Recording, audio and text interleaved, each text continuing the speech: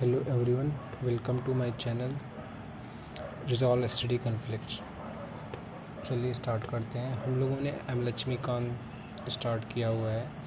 पिछली वीडियो में हम लोगों ने देखा कि कंपनी रूल के हम लोगों ने दो एक्ट देख लिए, regulating act of 1773 and amending act of 1781। तो अब हम उसी के आगे कंटिन्यू करेंगे। तो उसके बाद जो नेक्स्ट एक्ट आता है वो पिट्स इंडिया एक्ट ऑफ 1784। इसका नाम पिट्स इसलिए पड़ता है क्योंकि ये उस टाइम के जो प्राइम मिनिस्टर होते हैं विलियम पिट, उनके द्वारा इंट्रोड्यूस किया जाता है। और इसके बेसिकली मेनली दो फीचर्स थे। जो कॉमर्शियल फंक्शन और पॉलिटिकल फंक्शन होता था कंपनी का, उसको इसने जो है डिस्टिंग्विश किया इसी एक्ट ने। और जो कोर्ट ऑफ डायरेक्टर्स थे उनको जो है कॉमर्शियल अफेयर्स मैनेज के लिए अलाउ कर दिया गया। और एक नई बॉडी बनाई गई, बोर्ड ऑफ कंट्रोल, जो है वो उनको जो है पॉलिटिकल अफेयर्स मैनेज करने की रिस्पॉन्सिबिलिटी दे दी गई। ठीक, इस एक्ट में मेनली यही दो चीज़ था। अब हम नेक्स्ट एक्ट की ओर बढ़ेंगे।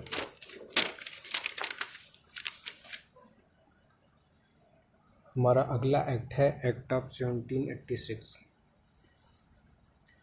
ये एक्ट जो है लॉर्ड कॉर्नवालिस की मेनली ये दो डिमांड्स थी, जिनको जो है गवर्नर जनरल ऑफ बंगाल के लिए अपॉइंट किया जाता है। तो वो अपनी दो डिमांड रखते हैं। पहली डिमांड ये थी कि उनकी should be given power to override, मतलब कि उनको पावर चाहिए थी कि जो काउंसिल ऑफ मिनिस्टर जो डिसीजन लेते हैं उनको जो है ये मतलब कि गवर्नर जनरल अपने अकॉर्डिंग मतलब ओवरराइड कर सकें, चेंज कर सकें कुछ स्पेशल केसेस में। ठीक, और दूसरी डिमांड इनकी ये थी कि जो गवर्नर जनरल होगा वही कमांडर इन चीफ भी होगा। जो गवर्नर जनरल होगा वही कमांडर इन चीफ भी होगा। ठीक, तो ये दोनों डिमांड गवर्नमेंट जो है एक्सेप्ट कर लेती है और फिर लॉर्ड कॉर्नवालिस जो है गवर्नर जनरल ऑफ बंगाल बन जाते हैं। उसके बाद जो नेक्स्ट एक्ट आता है चार्टर एक्ट ऑफ 1793। इसके फीचर्स को हम देखेंगे। पहला फीचर्स तो ये था कि इसने जो है कॉर्नवालिस की जो डिमांड थी कि मतलब काउंसिल्स के डिसीजंस को ओवरराइड करने की, अब जो है जो फ्यूचर में जो भी गवर्नर जनरल होंगे और प्रेसिडेंसीज के गवर्नर होंगे उन लोगों को भी काउंसिल्स के डिसीजन को ओवरराइड करने की पावर होगी। वो उस लोग भी काउंसिल के डिसीजन को चेंज कर सकते हैं। और जो है दूसरा फीचर ये था कि जो गवर्नर जनरल थे उनको जो है मोर पावर, ज़्यादा शक्ति दी गई और ज़्यादा कंट्रोल दिया गया गवर्नमेंट ऑफ बॉम्बे और मद्रास की प्रेसिडेंसीज पे जो है गवर्नर जनरल को ज़्यादा पावर और कंट्रोल दे दिया गया। ठीक, उसके बाद जो ट्रेड मोनोपोली ऑफ कंपनी होती है, ट्रेड मोनोपोली कंपनी की जो इंडिया में होती है उसको 20 साल और के लिए बढ़ा दिया जाता है। मतलब कि कंपनी 20 साल और ट्रेड कर सकती है इंडिया में। और चौथा फीचर ये था कि जो कमांडर इन चीफ होंगे वो गवर्नर जनरल काउंसिल के मेंबर नहीं होंगे जब तक कि उन्हें अपॉइंट नहीं किया जाएगा। ठीक,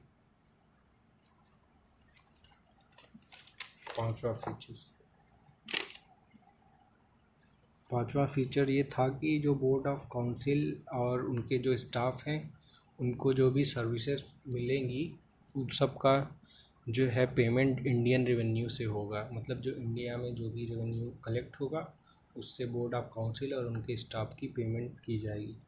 ठीक, अब जो हमारा नेक्स्ट एक्ट आता है वो है चार्टर एक्ट ऑफ 1813। अभी इस एक्ट के हम फीचर्स को देखेंगे। इस एक्ट में पहला फीचर जो है कि जो ट्रेड मोनोपोली होती है कंपनी को, ये अबॉलिश कर देता है 20 साल के लिए। अभी हम लोगों ने चार्टर एक्ट पिछले वाले चार्टर एक्ट में देखा कि कंपनी को जो है 20 साल और ट्रेड करने के लिए अनुमति दी गई थी। तो 20 साल पूरे हो जाते हैं तो इस एक्ट के अंदर जो होता है, कंपनी की ट्रेड मोनोपोली को एबॉलिश ख़त्म कर दिया जाता है और जो इसको जो है ओपन कर दिया जाता है सारे ब्रिटिश मर्चेंट्स के लिए। मतलब कि और भी जो भी ब्रिटिश व्यापारी हैं वो भी अब कर सकते हैं, नहीं तो अभी तक केवल कंपनी को ही परमिशन थी। ठीक,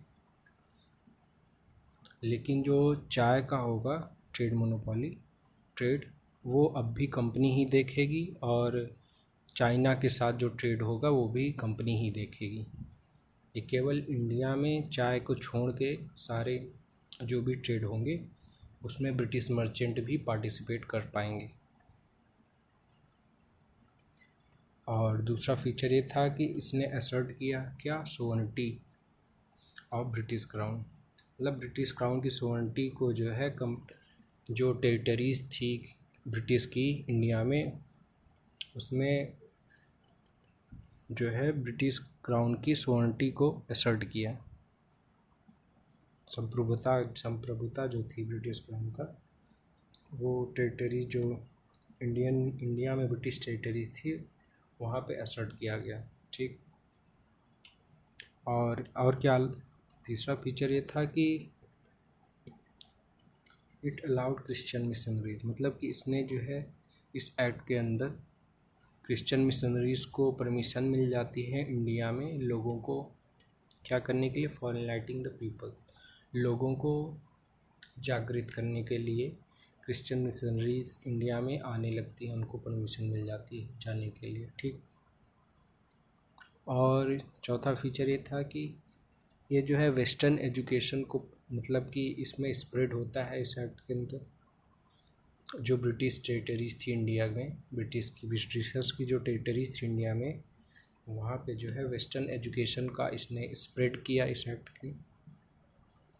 और पांचवा फीचर्स ये था कि इसने लोकल गवर्नमेंट को अथॉराइज किया टू कलेक्ट टैक्स। मतलब टैक्स को इम्पोज करने के लिए लोकल गवर्नमेंट को अथॉराइज किया। अगर कोई व्यक्ति मतलब टैक्स पे करने से मना करता है तो जो लोकल गवर्नमेंट है वो उनको पनिश भी कर सकते हैं। ठीक, तो ये हो गया चार्टर एक्ट ऑफ 1830।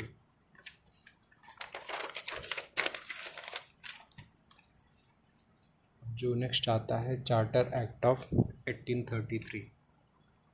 इसका फीचर्स हम देखेंगे। जो गवर्नर जनरल ऑफ बंगाल थे उनको जो है गवर्नर जनरल ऑफ इंडिया बना दिया जाता है। मतलब कि अब जो बंगाल, उनको गवर्नर जनरल ऑफ इंडिया बना दिया जाता है, उनको सिविल और मिलिट्री पावर्स दे दी जाती है। और जो ब्रिटिश के अंदर जो टेरिटरीज होती है इंडिया की, उसकी अथॉरिटी गवर्नर जनरल को दे दी जाती है। ठीक, और लॉर्ड विलियम बेंटिक जो है वो first governor general of India बनते हैं। ठीक, और दूसरा फीचर ये था कि जो एक्सक्लूसिव लेजिस्लेटिव पावर्स थी उनको जो है गवर्नर ऑफ बॉम्बे और मद्रास से मतलब ले लिया जाता है।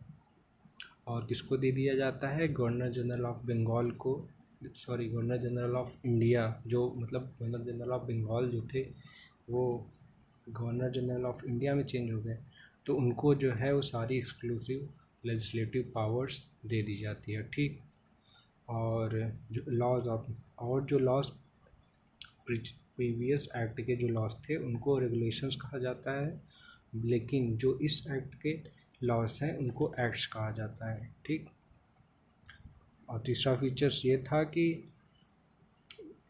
ये जो है ईस्ट इंडिया कंपनी की एज अ कॉमर्शियल बॉडीज़ जो एक्टिविटीज़ होती हैं उसको एंड कर देता है, ख़त्म कर देता है, और ईस्ट इंडिया कंपनी को जो है एडमिनिस्ट्रेटिव बॉडी बना देता है।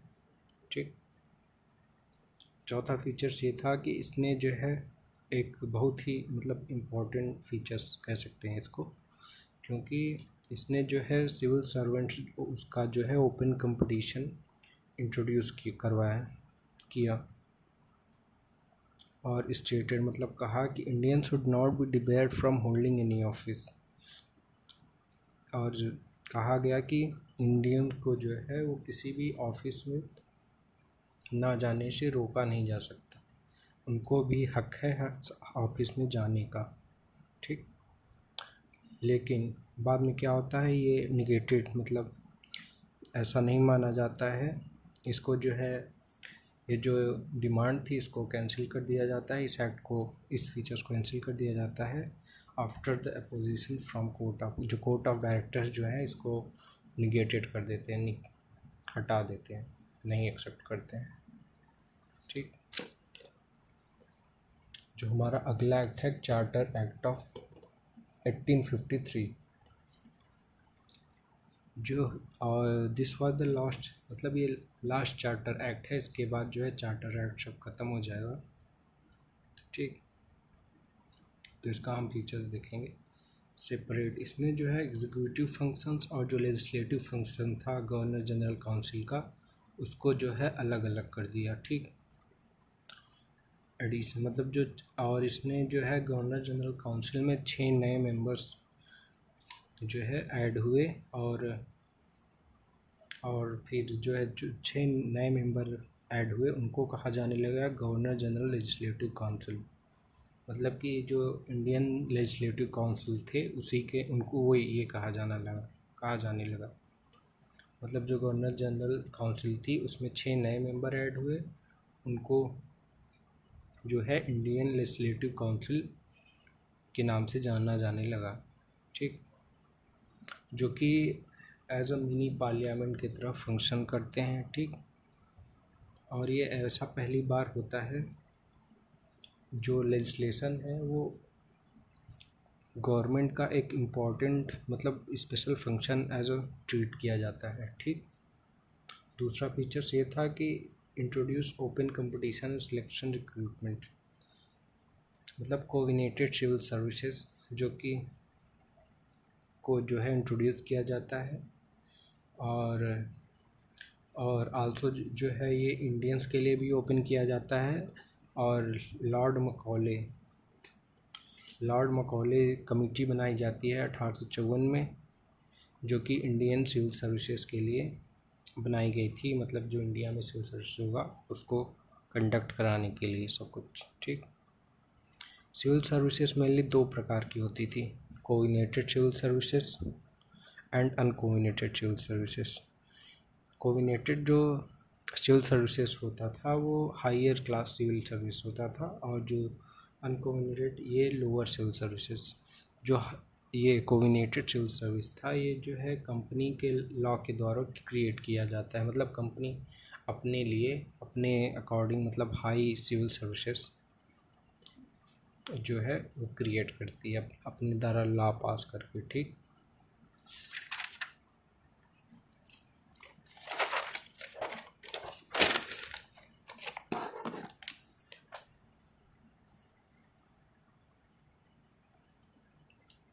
तीसरा फीचर्स ये था extended company rule on Indian territories, जो कंपनी रूल इंडिया में होता है उसको एक्सटेंड कर दिया गया ऑन ट्रस्ट, ब्रिटिश क्राउन के ट्रस्ट पे।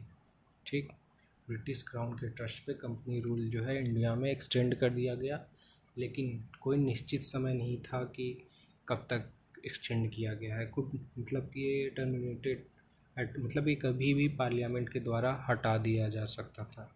ठीक, चौथा फीचर्स ये जो है इंट्रोड्यूस करता है local representation in Indian central legislative council. जो इंडियन लेजिस्लेटिव काउंसिल बनी होती है 6 मेंबर्स की, उसमें जो है 4 मेंबर जो है लोकल रिप्रेजेंटेटिव होते हैं, मतलब लोकल गवर्नमेंट के रिप्रेजेंटेटिव होते हैं। कहाँ कहाँ के, मद्रास, बॉम्बे, बंगाल एंड आगरा के जो लोकल मेंबर होते हैं वो जो है लोकल गवर्नमेंट के 4 मेंबर्स, जो 6 मेंबर्स की काउंसिल बनी थी लेजिस्लेटिव काउंसिल, उसमें 4 मेंबर्स मद्रास, बॉम्बे, बंगाल, आगरा के होते हैं, आगरा गवर्नमेंट के होते हैं कैंडिडेट, मतलब प्रोविंशियल गवर्नमेंट के होते हैं। ठीक, तो ठीक है, तो आज हमारा ये कंपनी रूल कंप्लीट होता है। अब हम नेक्स्ट वीडियो में ग्राउंड रूल स्टार्ट करेंगे। ठीक, अगर आपको वीडियो अच्छी लगी हो तो चैनल्स को लाइक करें and for getting update of next upcoming videos please subscribe. Thank you and have a great day.